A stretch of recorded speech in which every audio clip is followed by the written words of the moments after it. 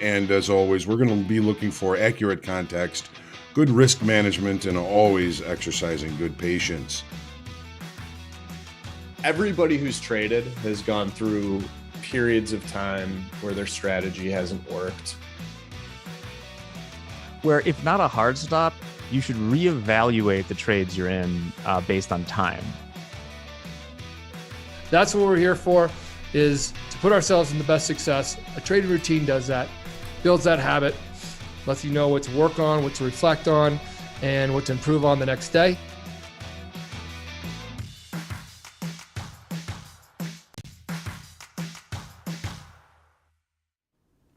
Good morning, and finally, welcome to the market forecast for November the 11th. November the 11th is Veterans Day, so make sure you thank all the veterans you know for their service. Thank you to our own Dan Hodgman for his service, 4 years in the Marine Corps. Bless you all for protecting our freedoms. As always, on the forecast, even though we're a little bit late, I lost internet for a little while there, which was kind of unusual. I have very solid internet, but it is always interesting working at on the internet, right? We never know when that stuff's going to go out. Context, risk management, and patience is what we're focusing on today. Of course, in the marketplace, 9 o'clock, we have the Michigan consumer sentiment due out. Probably not all that impactful. It's casual Friday for me. And of course, on Friday, it's always about capital preservation Friday. What a big day yesterday, right? And U.S. stock indices are set to continue higher this morning, continuing yesterday's strong move post the CPI. I'm calling yesterday the stock rocket. With little or no economic data today, traders are really going to just be able to ponder the Fed's next move and reaction to perhaps slowing but still high inflation. I guess China has eased some more COVID restrictions, sending crude oil 3% higher this morning in overnight trade. And being Friday, most of today's earnings are already out, and none of them were, I don't think, going to be all that impactful. The VIX pretty much steady at 2360. The 10-year yield in the bond market, futures is open, but the bond market, the cash market, is closed today for Veterans Day. So you're not going to see yield on the 10-year move all that much today. It's currently right about 3.8%. And the dollar continues to get whacked. It's down another 1.25% today at 106.82. So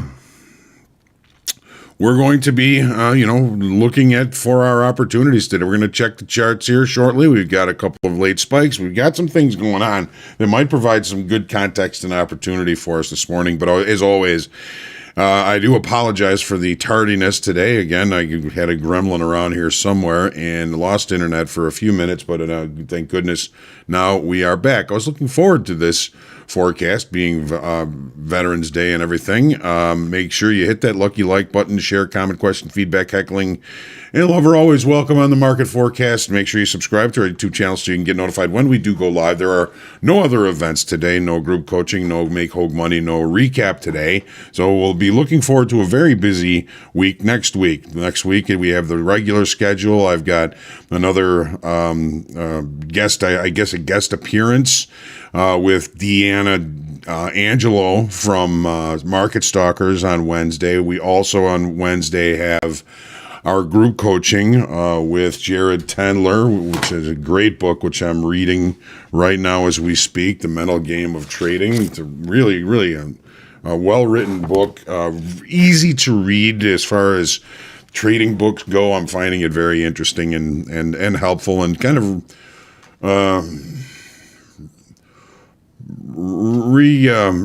kind of reminding me of some things that we kind of think about and lose once in a while. As you get older, you kind of forget a few things, and it's good to be reminded of those things, and this book is doing a very good job of doing that. So we're looking forward to that as well as everything else next week. So to focus on what we've got going on today, well, we got Scott Saw first in the room. Scott Saw, and he conquered. Shaw, good morning. Bury the capital in a foxhole, right? Theo, good morning. Joel, Rooster, Capital Preservation Day for sure. Caprice, Sunny, good morning. Dan, Kevin, Haggle Matters, Jules. Hopefully you guys are all still here. Serenity Trader, Danny Ireland. Don't forget to thank a veteran today. God bless them all, of course. JD Royalty, Bill Phillips, Ron Merlot. You stay classy there, Ron. Terry King, Scarlet Arachnid. Good morning, fellow traders. Good morning, Rick. Thank you for letting everybody know that I was having some issues and still planning to have the market forecast this morning. Scarlet Arachnid with a quote for the day. The only thing worse than following your rules is losing it, and losing is breaking your rules and winning. Reggie Horner. That's a really good quote, something that's been kind of reiterated over and over again by most of the psychological traders and psychological things that we've talked about. That's one of Dr. Menaker's things too, is the most damaging trade to your emotional makeup and as well as your strategy is that bad trade that you take out of process that ends up being a winning trade because it just reinforces that bad behavior. Great quote this morning, Scarlet Arachnid. Dimitar, good morning. Sarah Hall, good morning. Prayers and love and dancing on Friday to you as well. Jason Lewis, Naztic. Vince, good morning. Denise, Jan R. Is there restricted trading times today because of Veterans Day? No. Markets are open, regular trading hours. The only thing that is closed is the cash market for the bonds. So if you're trading the treasuries, they're not going to move much today. You might want to think about taking the day off or taking some time to learn something, right? Good morning, Marcelo JD. Good morning. It's time for some corrections. That's always a possibility. It's always in the back of my mind, especially on a Friday after a week like we've had this week. After the last few weeks, we've had some pretty good moves to the upside, but who knows how long this squeeze can go on. The equities have a habit of just continuing to eat shorts all the way up. We've got some possible market state changes here, ladies and gentlemen. If we can continue to hold at these levels and continue to push higher, there is a big change. And it all starts from that excess we saw. What day was that? The 13th of October? That was the day it all changed. All right. Glitter Sandwich. Good morning, Rusty Golfer. My spirit animals with us. There's me up the gremlins. All right. George Joe.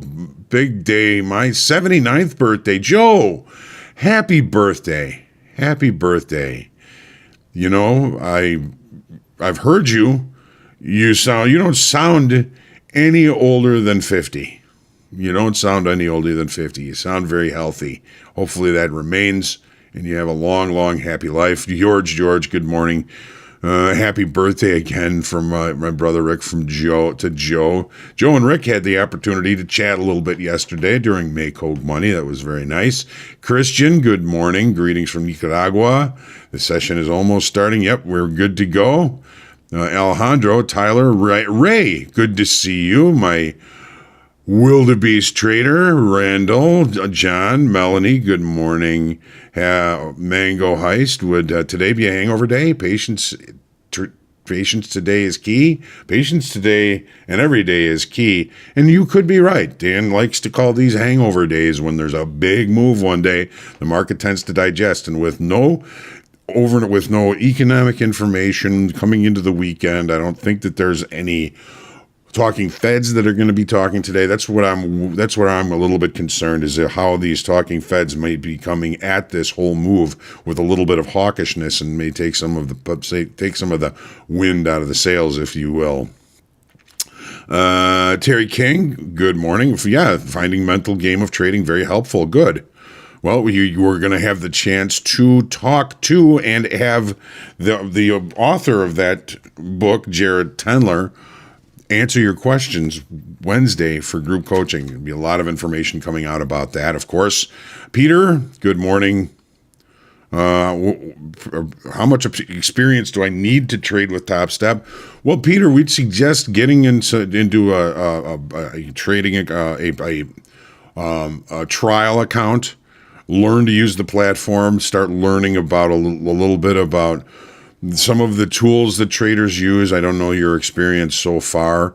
One thing I can suggest is on our YouTube channel, there's some classes called Top Step Foundation, and it really kind of takes you from the beginning of futures into some of the charts, some of the indicators, market profile, some of the psychology of trading. Go through those as you kind of start working on trying to put together some sort of strategy in a practice account before getting into the trading combine.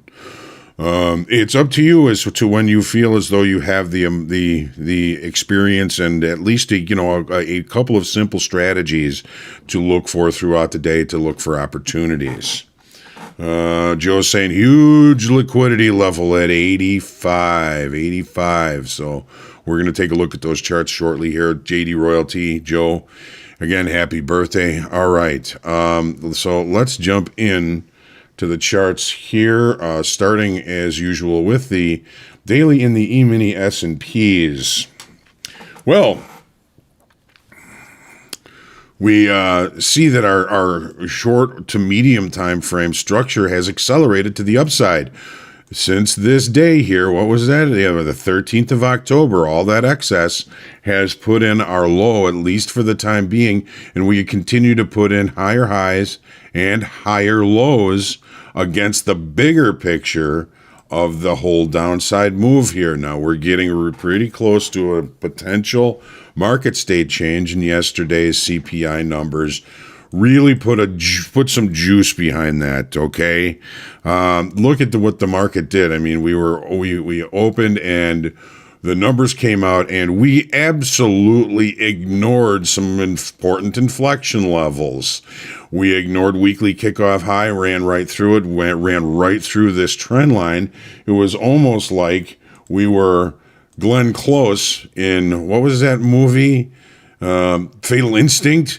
I'm not going to be ignored. Well, apparently those trend lines and those important inflection levels were most certainly ignored yesterday. Here's the 30-minute chart. Oh, wait, before we get to that, we added 55,000 contracts in open interest yesterday, and volume had a pretty decent jump in futures and in the New York Stock Exchange. Okay, so this auction to the upside is gaining speed, it's gaining momentum, it's gaining open interest. It is presenting as healthy since that low there. That's it, fatal attraction. There you go. Since that low there, so the market is building volume at certain times, and it's building open interest over time. So the volume and open interest skyrocket in this stock rocket that we started yesterday. Investors get to digest today a little bit. What actually happened? Is inflation actually going down? Will the talking heads begin to start to talk back this rally with some hawkish talk? Will Joni and Chachi get together? All this and more as we watch as the market turns. Take a look at the 30-minute chart. So here's our weekly kickoff level. Ignored. I just hope the market doesn't come back and boil our rabbits. We've got the market continuing to push to the upside, which created, guess what? Another late spike. The base of the late spike is 39.39. I'm calling it this base right here, 39.39. The market really accelerated at the end of the day and did not have time to accept the higher pricing. Well, when we have a late spike, what are the rules? If we open below a late spike to the upside, it's rejection of higher pricing.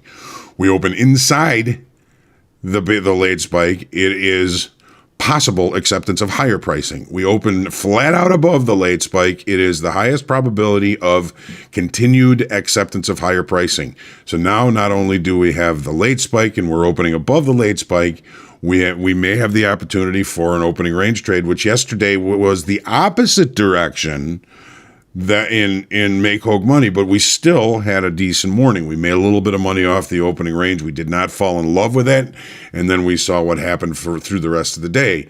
If you were long yesterday or working the long side, hopefully you had a very happy, very good trading day yesterday. So we've got late spike gap rules, overnight longs a little bit. And look at the points of control we've gotten. We've got visual points of control. The first TPO naked point of control is 4,003.75. That's right here, not too far off. The next one above that, we've got some space above there, 40.74 quarter, 40.74 quarter. Now these are TPO naked points of control that if traders are focusing, they will bring price there eventually. So be careful today. Try and be patient. I know that we're out of range, out of balance. The early trade may provide the best trade location for the day. Just don't worry. Try and get into something. Protect the profits that you've got throughout this week. Try and make some money and maybe call it an early day. It's getting a little bit cold here in Chicago. Here's the crude oil. I got all kinds of notes and everything today. I was up early, feeling good, feeling happy. So is crude oil, unfortunately. The weekly kickoff low of 85.25 lent support yesterday for those that were looking for longs down there. Yesterday, after Wednesday's 3.9 million barrel boost in inventory, according to the EIA. So Wednesday, we had the push down to weekly kickoff low, rejection below it. Now we're seeing continuation above it based on fundamental increases in possible higher demand from China. Price remains overall in medium time frame balance. Here's the 30-minute chart.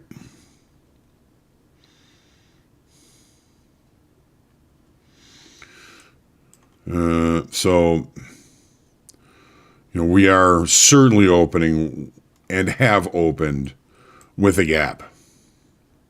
We have a lot of overnight longs in this market. A lot of this depends on the perception of the fundamental demand that may come out of China as they relieve some of these COVID issues, COVID lockdowns.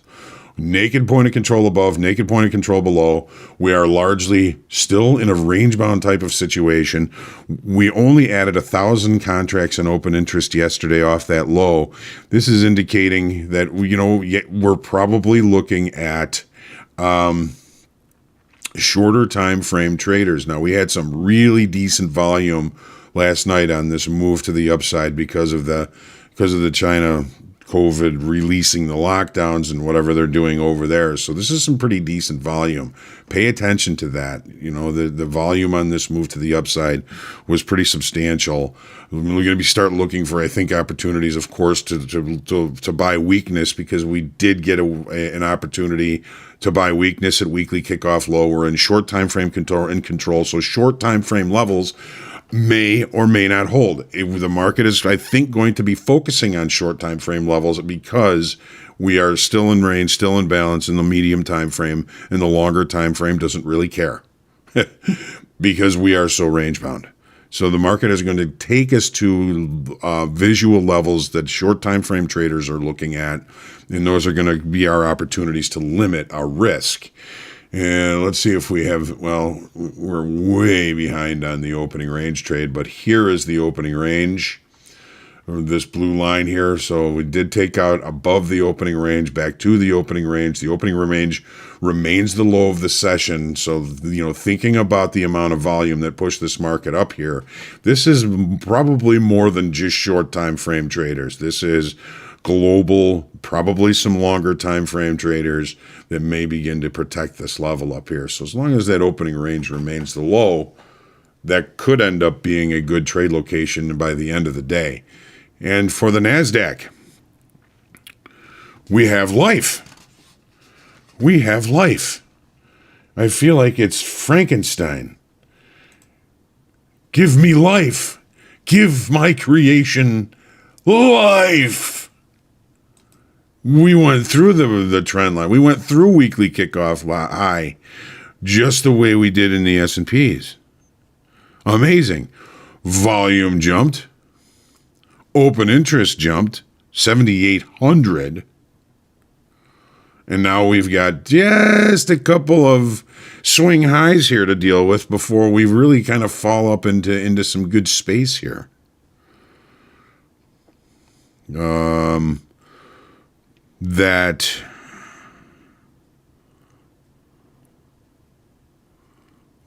are those? I thought I grabbed those. Well, this swing high here, 11,734, 11,734, where we've already looked above it. And see if we can find some new buyers up there, really, is what we're looking for. A lot of folks thinking the market is going to fall into some sort of hangover type day, and that is possible. But we do have a late spike.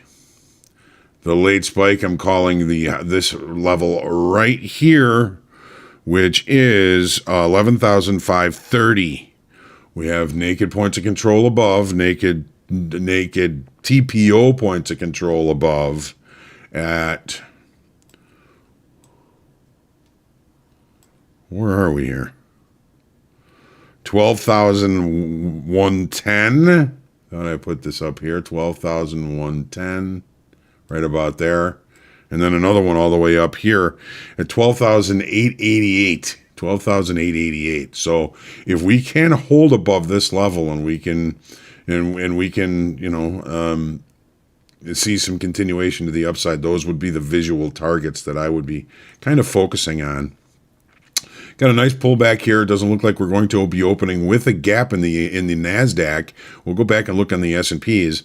But if we do open with a gap flayed out above the late spike, that's the highest probability of continuation to the upside. Second, in the opening, in the late spike, we open below the late spike at this point. That may be showing some rejection of higher pricing for sure. Take a look at even the S&P still looks like it's ready to open with a gap, but is already pulling back, quite possibly due to some overnight inventory. Take a look at gold. I forget that I'm kind of pressed on time here. We want to certainly be done before the equities open. So we have another potential market state change here. I mean, we've got this trend line, which would be a market state change breaker. We've got weekly kickoff high, which again was ignored on the way up yesterday. We added 4,700 in open interest. We had pretty decent volume yesterday. As long as we continue to hold above this weekly kickoff line, I'm looking for opportunities to buy weakness, but you got to remember, we've come a long way and it is Friday. So there may be a profit-taking event. Could happen in any of these markets that had those stock rockets yesterday. Could happen in any of them. But if we do get them, don't fall in love if you do catch the short. Start looking for levels to look for longs against weaknesses, against when the market shows weakness. Structure is what you're looking for to look for longs, but when the market presents weakness, you don't want to buy the high. Take a look at the 30. So we've got overnight inventory longish. Okay, we got a couple of naked points of control, not too far. Overnight longs. We've opened. We're kind of holding the gap. We're not closing the gap. So that tells us if we can't close the gap relatively early, we're looking for opportunities to look for the market to continue the move to the upside. Going to be Golden Graham's Day. Look at the. You got to keep your eye on the dollar, of course. If you're trading currencies, if you're trading gold, silver, whatever it is, with the dollar as weak as it's been showing, you look at the continuation we've got going now in the euro. Yet another potential market state change. Higher lows, higher highs. after lower highs and lower lows for a very long period of time. We had great volume yesterday. We added 14,000 in open interest on this push to the upside yesterday. Next swing high here is all the way up here. It's 10465, 10465 is the next swing high. So we do have space above. Take a look at the 30. Pow, support at weekly kickoff low, weekly kickoff high, I should say, after closing above it. And now we've closed above it. We had no late spike. We do have some naked points of control, a gap to fill. We've got longs in the overnight. Those overnight longs don't seem to be getting nervous about trying to take some of those longs out here just yet because of how the weak the U.S. dollar is presenting right now. So, this is a low probability gap fill, although it most certainly could happen. I mean, take a look at how long the overnight traders are. If they don't continue to get paid, if they're long enough, they could certainly bring price back to close the gap, back to settlement, back to where the market opened at least last night, which would not necessarily constitute a gap close. The treasuries, we're not doing anything today. There's nothing really to see, nothing really to do. The volume will be very low. Market is probably just going to drag along weekly kickoff high here because, again, the cash market's closed. There's nothing for us to do here.